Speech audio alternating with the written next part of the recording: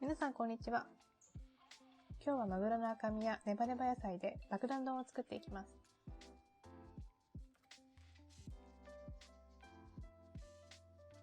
今回はマグロ、オクラ、長芋、納豆、メカブ、キムチ、卵を使います。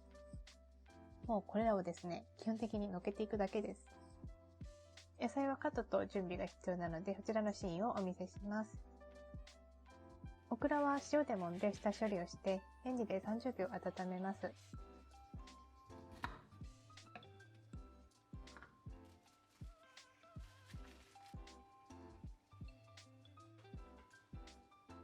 適当な大きさにカットしたら OK です。長芋は皮を剥いてカットしていくだけです。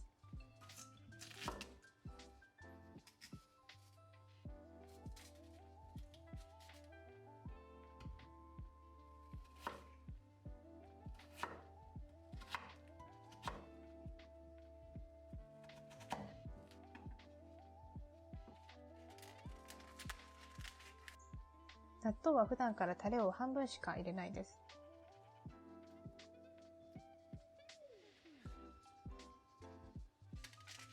混ぜ混ぜしたら準備 OK。その他の食材も用意しました。お米は白米、玄米半々で 120g。味付きめかぶ1パック、マグロ 50g、キムチ 40g。卵は少し火を入れておきました。タレはめんつゆを 5ml。これらをどんどん乗せていき、つゆを回しかけ、最後にごまを散らし、ごま油をかければ完成です。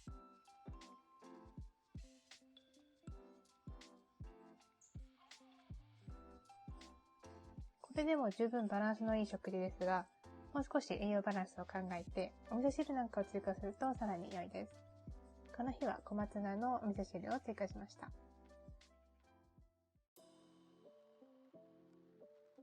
それでは今回の食事の栄養を見ていきます。こちらのグラフの見方ですが、詳細は別の動画で出していますので、気になる方はこちらをご参照ください。基本的にはこちらのグレーの範囲に収まるところというのを目標にしています。今回タンパク質が少し多かったですね。炭水化物、カルシウム、ビタミン A、ビタミン C が主に足りなかったかなというふうな結果になりました。続いて小松菜のお味噌汁を足すとこのような結果になりました。先ほど足りなかった炭水化物、カルシウム、ビタミン A、ビタミン C がグレーの範囲に収まり、非常にバランスのいい食事になりました。続いてどの食材からどの栄養素が取れたかのグラフを見ていきます。タンパク質はマグロ、卵、納豆からメインで摂取できていました。脂質は卵、納豆、あと最後にかけたごま油がメインでしたね。で、炭水化物はお米と、あと芋にも多く含まれているので長芋ですね。食物繊維はいろんな野菜だったりからバランスよく取れてるんですが、オクラだったり納豆が多かったですね。あとこれとかはキムチですね。で、ちょっと今回塩分が多くなってしまいました。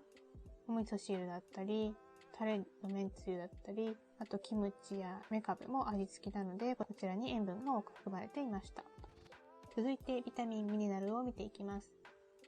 カルシウムは小松菜が多くて、あと2番目の緑は納豆で、あとメカブにも結構含まれていました。鉄分は納豆や小松菜、あとマグロの赤身にも含まれていますし、卵にも含まれています。